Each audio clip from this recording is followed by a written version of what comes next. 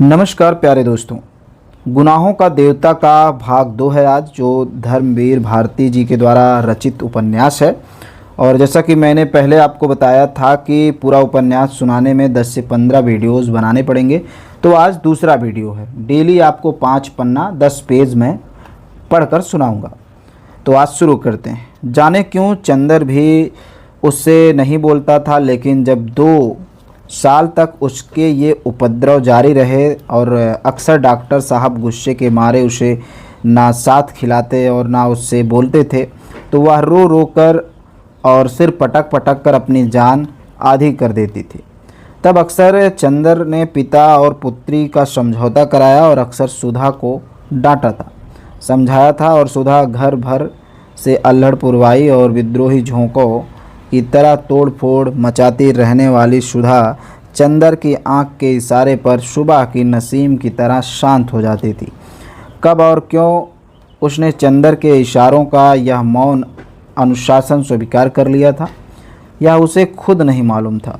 और यह सभी कुछ इतने स्वाभाविक ढंग से इतना अपने आसपास हो गया कि दोनों में से कोई भी इस प्रक्रिया के वाकिफ़ नहीं था, कोई भी इसे प्रति जागरूक ना था। दोनों एक दूसरे के प्रति अधिकार और आकर्षण इतना स्वाभाविक था कि जैसे शरद और पवित्रता या सुबह की रोशनी। और मज़ा तो यह था कि चंदर की शक्ल देखकर छिप जाने वाली सुधा इतनी ढीठ हो गई थी कि उसका सारा विद्रोह, सारी झुंझलाहट मिजाज की सारी तेज़ी, सारी तीखापन और सारा लड़ाई झगड़ा सभी की तरफ से हटकर चंदर की ओर केंद्रित हो गया था। वह विद्रोहिणी अब शांत हो गई थी, इतनी शांत, इतनी सुशील, इतनी विनम्र, इतनी मिष्ट भाषणी की सभी को देखकर ताजुब होता था। लेकिन चंदर को देखकर जैसे ही उसका बचपन फिर से लौट आता था। और जब तक वह चंदर को खिजाकर छोड़ लड़ नहीं देती, तब तक उसे चैन नहीं पड़ता था। अक्सर दोनों में अनबोला रहता था, लेकिन जब 2 दिन तक दोनों मुंह फुलाए रहते और डॉक्टर साहब के लौटने पर सुधा उत्साह से उनका ब्योरों का हाल नहीं पूछती थी और खाते वक्त दुलार नहीं दिखाती थी, तो डॉक्टर साहब फौरन पूछते, क्या चंदर से लड़ाई हो गई क्या? फिर वह मुंह फुलाकर शिकायत करती और शिकायतें भी क्या क्या होती। चंदर ने उसकी हेड मिस्ट्रेस का नाम एलिफेंटा श्रीमती हथनी रखा था, या चंदर ने उसको डिबेट के भाषण के पॉइंट नहीं बताए, या चंदर कहता कि सुधा की सखियां कोयला बेचती हैं। और जब डॉक्टर साहब कहते कि वह चंदर को डांट देंगे, तो वह खुशी से फूल उठती और चंदर के आने पर आंखें नाचती हुई चिढ़ाती, कहो कैसी डांट पड़ी। वैसे सुधा अपने घर की पुरखिन थी। किस मौसम में कौन सी तरकारी पापा को मौफिक पड़ती है, बाज़ार में चीज़ों का क्या भाव है, नौकर चोरी तो नहीं करता, पापा कितने सोसाइटियों के मेंबर हैं, चंदर के इकोनॉमिक्स के कोर्स में क्या है, यह सभी उसे मालूम था। मोटर या बिजली बिगड़ जाने पर वह थोड़ी बहुत इंजीनियरिंग भी कर लेती थी। और मातृत्व की अंशा तो उसमें इतना था कि हर नौकर और नौकरानी उसे अपना दुख कह देते थे। पढ़ाई के साथ साथ घर का सारा कामकाज करते हुए उसका स्वास्थ्य भी कुछ बिगड़ गया था। अपनी उम्र के हिसाब से कुछ अधिक शांत, संयम, गंभीर और बुजुर्ग थी, मगर अपने पापा और चंदर इन दोनों के सामने हमेशा उसका बचपन इठलाने लगता था। दोनों के सामने उसका हृदय उन्मुक्त था और स्नेह बाधाहीन। लेकिन हाँ, एक बात थी, उसे जितना स्नेह और स्नेह भरी फटकारे और स्वास्थ्य के प्रति चिंता अपने पापा से मिलती थी, वह सब बड़े निस्वार्थ भाव से वह चंदर को दे डालती थी। खाने पीने की जितनी परवाह उसके पापा उसकी रखते थे, ना रख पाने के कारण उसे जितने दुलार से पुचकारते थे, उतना ही ख्याल वह चंदर का रखती थी। वह स्वास्थ्य के लिए जो उपदेश उसे पापा से मिलते, उसे वह भी स्नेह में पाकर वह चंदर को दे डालती थी। चंदर कै बजे खाना खाता है, यहाँ से जाकर घर पर कितनी देर पढ़ता है, रात को सोते वक्त दूध पीता है या नहीं, इन सब का लेखा जोखा उसे सुधा को देना पड़ता। और जब कभी उसके खाने पीने में कोई कमी रह जाती, तो उसे सुधा डांट खानी पड़ती थी। पापा के लिए सुधा अभी बच्ची थी और स्वास्थ्य के मामले में सुधा के लिए चंदर अभी बच्चा था। और कभी कभी तो सुधा की स्वास्थ्य चिंता इतनी बिगड़ जाती थी, इतनी ज़्यादा ख़राब हो जाती थी कि चंदर बेचारा तो खुद तंदुरुस्त था, घबरा उठता था। एक बार सुधा ने कमाल कर दिया, उसकी तबीयत खराब हुई और डॉक्टर ने उसे लड़कियों का एक टॉनिक पीने के लिए बताया। इम्तहान में जब चंदर कुछ दुबला सा हो गया तो सुधा अपनी बची हुई दवा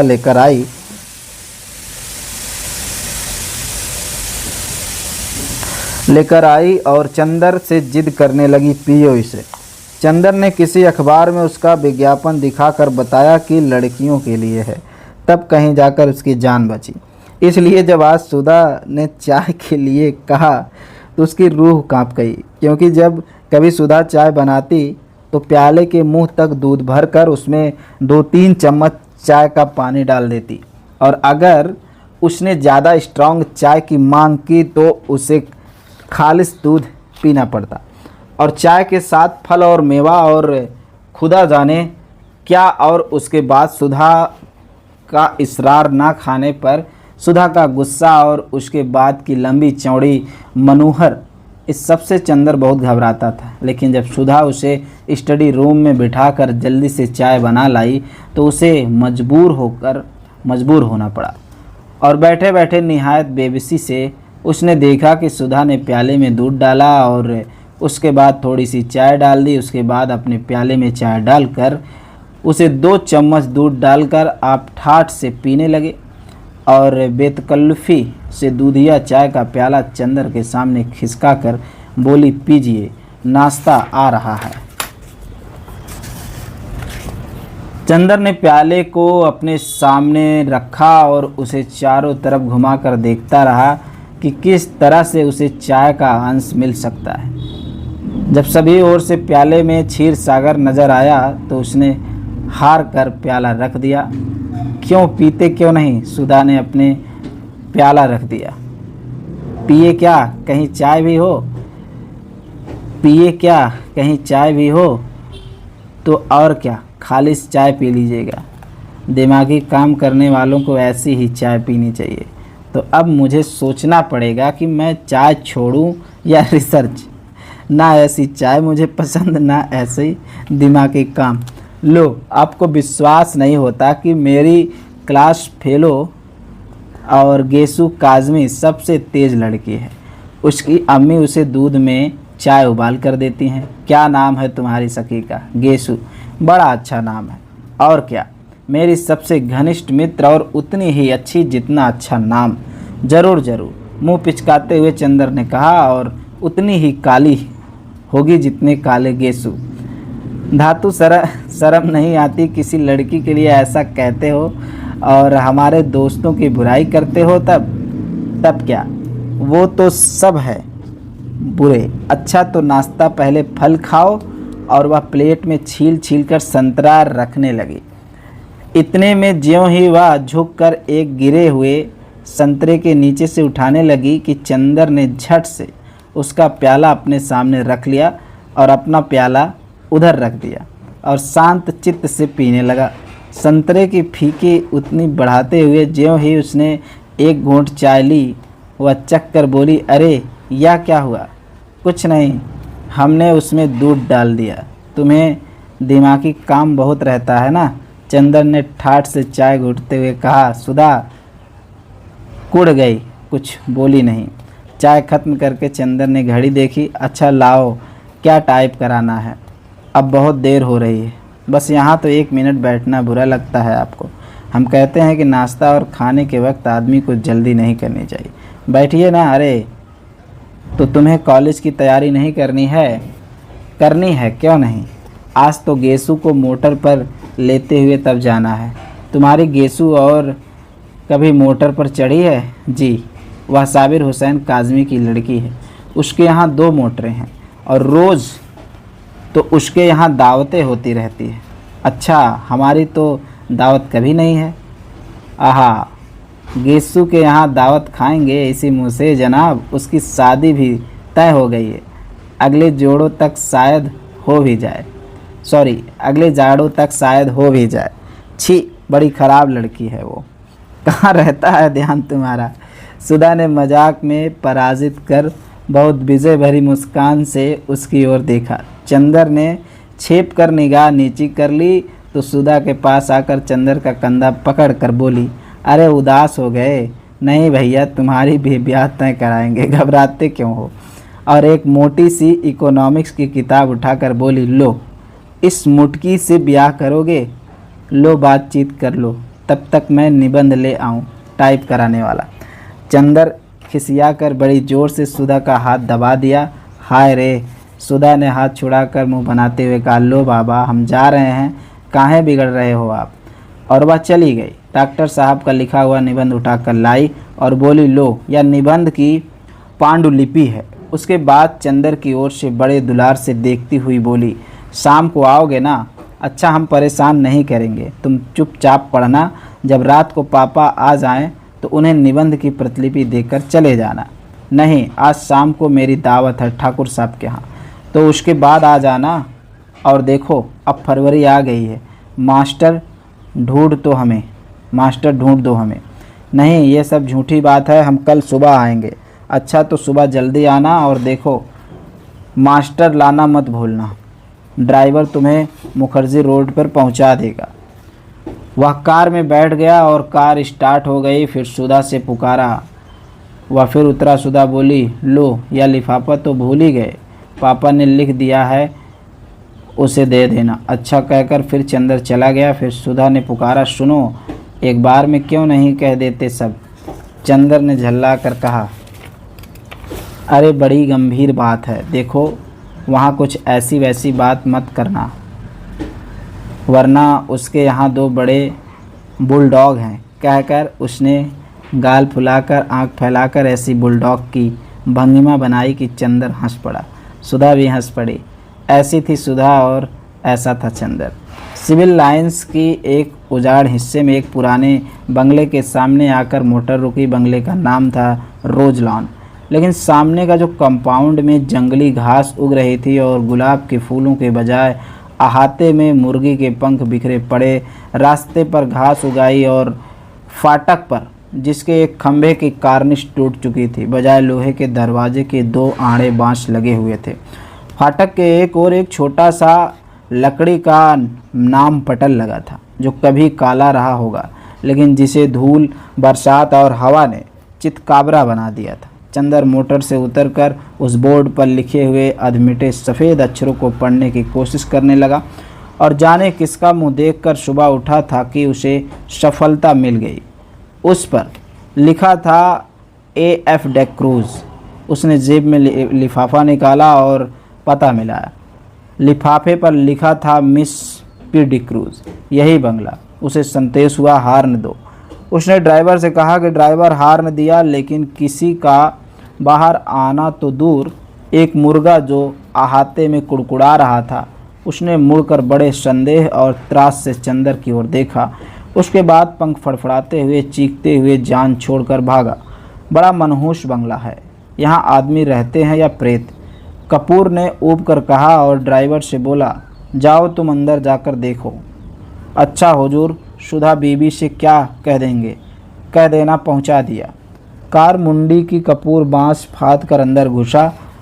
आगे और पोर्टिको की खाली पड़ी थी। नीचे की ज़मीन ऐसी थी जैसे कई सालों से उस बंगले में कोई सवारी घोड़ा नहीं आई थी। वहाँ बरामदे में गया, दरवाजे बंद थे और उन पर धूल जमी थी। एक जगह चौखट और दरवाजे के बीच में मकड़ी से जाला बुना रखा था। यह बंगला खाली है क्या? कपूर ने सोचा, सुबह 8:30 बजे ही हैं। वहाँ के ऐसा सन्नाटा छाया है कि दिल घबरा जाए। आसपास चारों ओर आंधी फर्राख तक कोई बंगला नहीं था। उसने सोचा, बंगले के पीछे की ओर शायद नौकर की झोपड़ियाँ हों। वह दाएं बाजू से मुड़ा और खुशबू की एक तेज झोंके से उसे झूमता हुआ निकल गया। ताजुब है कि यह सन्नाटा, मनहूसी और इतनी खुशबू, कपूर ने कहा और आगे बढ़ा तो देखा कि बंगले के पिछवाड़े गुलाब का एक बहुत खूबसूरत बाग है। कच्ची रविशें और बड़े बड़े गुलाब, हर रंग।